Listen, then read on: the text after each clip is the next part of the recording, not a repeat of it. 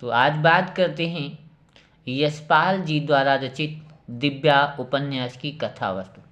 तो सुनिए, दिव्या यशपाल का ऐतिहासिक सांस्कृतिक उपन्यास है। भद्रगढ़ राज्य की राजधानी सागर में प्रतिवर्ष मधु पर्व का उत्सव धूमधाम से मनाया जाता है। कला की अधिष्ठात्री राजनर्तकी देवी मल्लिका की युवा पुत्री रुचिरा की मृत्यु के बाद उसने 2 वर्षों से किसी भी कलोत्सव में भाग नहीं लिया था। दिव्या धर्मसदेव शर्मा की प्रपौत्री थी, जो प्रतुसेन की प्रेमिका एवं उपन्यास की नायिका भी है। वह राजनर्तकी मल्लिका की प्रिय शिष्या भी है।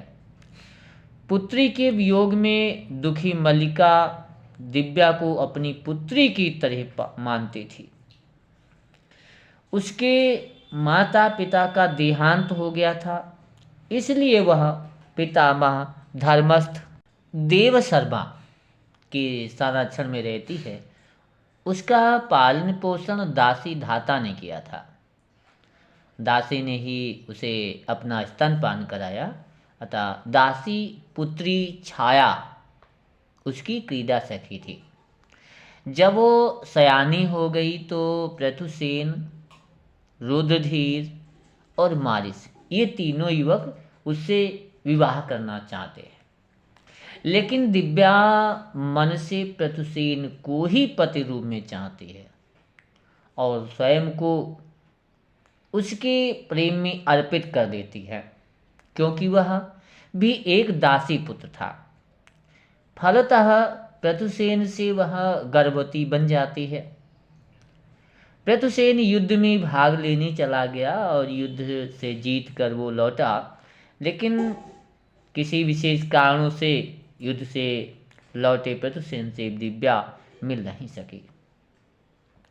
गर्भावस्था में वह अपनी सहेली छाया के साथ घर से बाहर चली। गर्भधारण के कारण दिव्या के लिए चलना बहुत कठिन था, इसलिए उसने एक पांथशाला में ठहरने का आग्रह प्रकट किया। लेकिन छाया ने उसे समझाया कि पुरुष के बिना पांथशाला में रहना हानिकारक होगा। दोनों गली में चक्कर लगाती रहीं। अंत में एक वृद्धा ने उनको आश्रय दिया। उसके बाद दोनों को एक व्यापारी के हाथ बेच दिया। व्यापारी ने दासी से अलग कर दिव्या को चक्रधर नामक पुरोहित के हाथ 50 रुपये में बेच दिया।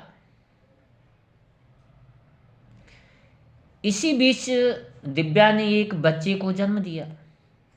उस पुरोहित को अपने घर में एक दासी की जरूरत थी, क्योंकि उसकी पत्नी प्रसव के बाद विष ज्वर से पीड़ित हो गई थी, इसलिए वह बच्चे को स्तनपान नहीं करा सकी।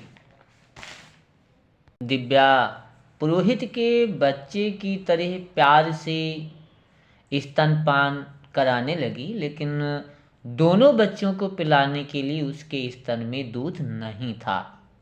इसलिए पुरोहित की पत्नी ने दिव्या की संतान को बेचने का निश्चय किया। लेकिन बच्चे के लिए वह स्वतंत्र जीवन जीना चाहती है। वह वैश्या का मार्ग भी स्वीकार करने को तैयार हो गई। बच्चे के साथ कोई भी उसे स्वीकार करने को तैयार नहीं था। इसी बीच पुरोहित उसे पकड़ने आया। उस पुरोहित को देखकर उसके डर से दिव्या बच्चे के साथ यमुना में कूद गई। बच्चा डूबकर मर गया। वो बहती जा रही थी। राजनर्तकी रत्नप्रभा ने सेवकों के द्वारा उसे नदी से बाहर निकाला। चक्रधर चिल्लाकर वहां आया, लेकिन रत्नप्रभा 50 स्वर्ण मुद्राएं पुरोहित को देकर उसे यानी दिव्या को अपने घर ले गई। दिव्या का नृत्य देखकर आश्चर्यचकित हो गई। उसने उसका नाम रख दिया अंशुमाला। रसिकगण उसके सौंदर्य और नृत्य पर आकर्षित हो गए। अच्छा, यहाँ रुद्रधीर के षड्यंत्र से प्रतुसेन धन, पदवी, सब कुछ खोकर भिक्षु बन जाता है।